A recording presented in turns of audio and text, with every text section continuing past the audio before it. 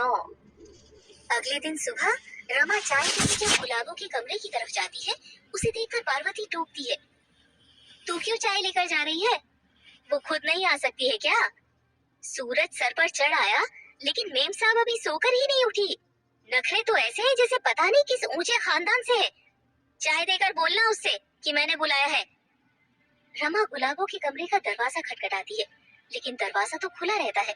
खटखटाने से अंदर की तरफ सरक जाता है। गुलाबों को अंदर न देखकर रमा फिर सकपका जाती है। रमा पहले की बातों को सोचकर कुछ डरते हुए उसे आसपास देखती है, पर आज फिर गुलाबों से कहीं नहीं मिलती। अरे क्या हुआ?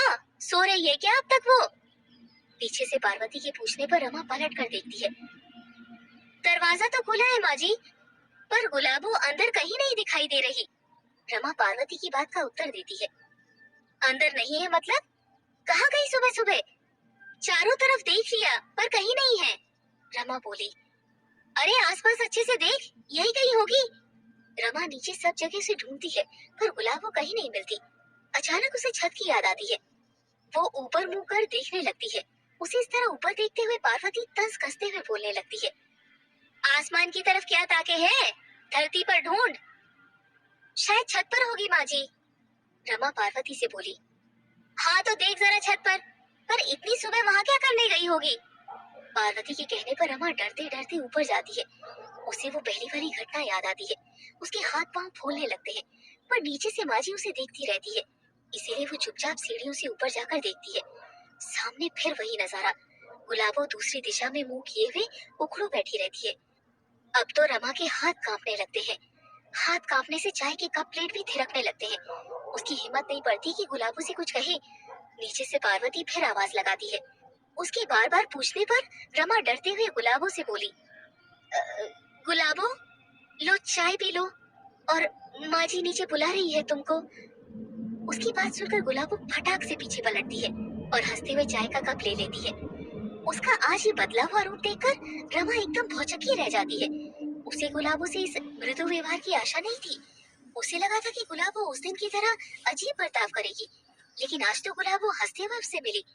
उसका इस तरह अच्छा व्यवहार देखकर रमा में भी कुछ हिम्मत आई। वो उससे बोली, जल्दी चाय पीकर नीचे आ जाना, फिर नहा लेना, माँ जी भी बुला रही है। हाँ दीदी, आप चलिए, मैं आती हूँ। मुझे सुबह सुबह छत पर बहुत अच्छा लगता है, इसीलिए मैं रोज जल्दी उठकर यहाँ आ जाती हूँ। गुलाबो आसपास की हरियाली देखकर रमा से खुश होते हुए बोलती है। रमा उसकी बात के जवाब में मुस्कुराकर नीचे आ जाती है। कुछ देर बाद गुलाबो नीचे पार्वती के पास आती है। उनके पाँव छूकर प्रणाम कर पास में खड़ी हो जाती है। उसे आज इस तरह व्यवहार करते देख पार्वती भी हैरान रह जाती है। जो लड़की कभी एक बार में किसी की भी बात का जवाब नहीं देती थी, जो बस अकेले रहना ही पसंद करती थी, वो एकदम से इतनी कैसे बदल गई? लगता है सचिन ने जाते जाते अच्छे से समझा दिया है। पार्वती सोचती रह जाती है। क्या हुआ माँ जी, आप क्या सोच रही हैं? गुलाबो पार्वती से बोली। कुछ नहीं, बस देख रही हूँ। तू गुलाबो ही है ना? आप कुछ कहने वाली थी मुझसे, रमा दीदी ने बताया। हाँ हाँ, आज शनिवार है ना, तो घर में सुंदरकांड का पाठ रखा है। आस पड़ोस के बस कुछ खास लोगों को ही बुलाया है। मंदिर के पंडित जी आने वाले हैं पाठ कराने। पूजा की तैयारियों में और प्रसाद बनाने में जरा रमा का हाथ बटा दे। वो बेचारी अकेली ही लगी रहती है। और हाँ, रसोई में जाने से पहले नहा ले, फिर तैयार हो जा। थोड़ी देर में पंडित जी आते होंगे। पार्वती गुलाबो से जैसे ही बोलती है, गुलाबो के चेहरे से सारी खुशी, सारी हंसी निकल जाती है। वो अचानक से चिंता में आ जाती है। उसके एकदम से चेहरे का रंग उड़ा देख पार्वती फिर से हैरान होकर बोलती है। क्या हुआ? अभी तो तेरे चेहरे पर बड़ी चमक थी, अचानक से तेरी सूरत लटक क्यों गई? पार्वती गुलाबो से पूछती है। नहीं माँ जी, ऐसी कोई बात नहीं। मैं सोच रही थी कि जब वो आ जाते तब पूजा रख लेती आप। मैं अकेले कैसे पूजा में बैठूंगी? गुलाबो बात बनाते हुए बोली। पिछले कुछ दिनों से घर में अजीब अजीब अपशकुन हो रहे हैं। सबसे बड़ी बात, तुलसी का पौधा पूरा सूख गया। तुलसी का पौधा सूखना अच्छा शगुन नहीं है। भगवान जाने इस घर में क्या हो रहा है। अनहोनी बातें हो रही है। गाय ने दूध देना कम कर दिया, ऊपर से दुबली हो गई। बैल भी पहले जैसे नहीं। महेश बता रहा था कि खेती में बड़ी मुश्किल से काम लेता है उनसे। उस दिन शाम को अचानक घर में अजीब सी बदबू फैल गई और अब ये तुलसी सूख गई। घर परिवार को किसी की नजर लग गई है लगता है। भगवान ही जाने उसकी माया। पूरे घर में जैसे मनहूसियत फैल गई हो। जो घर पहले हंसता खेलता एक सुखद एहसास कराता था, अब कदम रखते ही पता नहीं क्यों कुछ अच्छा नहीं लगता। मेरी तबीयत भी कुछ दिनों से ज्यादा खराब रहने लगी है। और उस दिन बाबा जी भी आए थे, उनकी बातें भी समझ नहीं आई। कह रहे थे कि कुछ भी हो पर पूजा पाठ नहीं छोड़ना। उनको घर में एक अजीब सी गंध भी महसूस हुई। उस वक्त तो ज्यादा कुछ नहीं बताया, पर मैंने सोच लिया कि सुंदरकांड का पाठ और दान धर्म तो करा ही दूं, जिससे घर में कुछ तो अच्छा सगुन हो। और तुझे कुछ नहीं करना।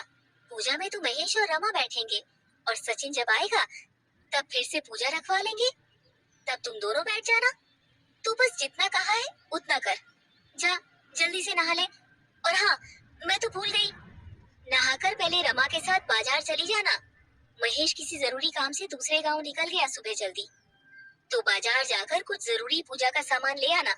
मैं मुन्नी बिट्टू को लेकर जरा पास ही रामसरन जी के यहाँ जा रही हूँ, थोड़ी देर में लौट आऊंगी। गुलाबो हाँ में सर हिलाते हुए चुपचाप कमरे में आ जाती है। उधर पार्वती मुन्नी और बिट्टू को लेकर पड़ोस में चली जाती है। रमा और गुलाबो दोनों पार्वती के कहने पर पूजा का सामान लाने बाजार चले जाते हैं। रास्ते में लोग गुलाबो को बड़ी अचरज भरी नजरों से देखकर खुसर फुसर करने लगते हैं। रमा पूजा का सामान लेने में व्यस्त हो जाती है। उधर गुलाबो बड़ी अजीब नजरों से पूरे बाजार का निरीक्षण करने लगती है, जैसे वो सब उसके लिए एकदम नया हो। सामान लेकर जब वो लोग घर लौटते हैं तो बाजार से कुछ दूर थोड़ा सुनसान रास्ते पर यकायक उसके सामने 3-4 लोग आकर खड़े हो जाते हैं। उनमें से एक थोड़ा आगे आकर रमा की तरफ देखते हुए दोनों हाथ ऊपर कर प्रणाम की मुद्रा में जोड़ते हुए बोलता है, भाभी जी प्रणाम। वो कहा है कि हम तो बहुत ही दिनों से आपके घर पधारने का सोच ही रहे थे, पर क्या करे, ससुरा योग ही नहीं बैठ रहा था। बड़का भैया से जरा वो चरखोट के बारे में जरूरी चर्चा करनी थी। बाबूजी माने ही नहीं रहे। रोजीना सवेरे से ही हम यूं कान बजावन लागे कि जा महेशवा से बात करी ले करी ले। हम उनको समझाए कि अभी जरा थोड़ा ठहर जाओ, छुटका भैया शहर से आए हैं, ऊपर से ब्याह भी रचा लिए हैं, कुछ दिन ठहर जाओ। पर हमरे बाबूजी ठहरे ससुर के नाती, मदर इंडिया के लाला। लाख बोले पर नहीं माने। कहा है ना, दिन भर खटिया तोड़ते तोड़ते उनका माथा ससुरा चटक गया है। आज आपका हम बाजार में देख लिए तो सोच रहे कि तनिक थोड़ा ऊ बारे में बतियाए ले। देखो लखन भैया, ये भी काम से पड़ोस के गांव गए हैं, आप उनसे ही बात कर लेना। मैं इस बारे में भला क्या जानूं। आज घर में सुंदरकांड की पूजा है तो सभी उसी में लगे हैं, आप कल उनसे मिलकर बात कर लेना। रमा सर पर पल्लू लेकर उसका सिरा दांतों तले दबाते हुए बोली, अरे हाँ हाँ भाभी जी, हम भला आपकी बात कभी टाले है का आज तक। आपका हुक्म तो हमारे सर माथे पर। और ये साथ में खूबसूरत नक्शे वाली बला कौन है? का छुटकी भाभी जी है का? अरे अरे, हम तो पहचान ही नहीं पाए। छुटका भैया तो छुपे रुस्तम निकले। पसंद बहुत ही बढ़िया है उनकी, एकदम लाजवाब। शादी में तो आप बुलाए नहीं, वरना हम भी वो क्या कहते रे पुतनवा, अरे हाँ, बड़ा सा गिफ्ट विफ्ट लेकर जरूर आते। तौबा तौबा, का गजब का बनाए रहे ईश्वर बाबू इन्हें। मतलब ये तो गजबे ही कर दे अपने ईश्वर बाबू। लखन पहले गुलाबों को बड़ी कुटिल नजर से निहारते हुए बाद में ऊपर आसमान की तरफ देखकर बोला,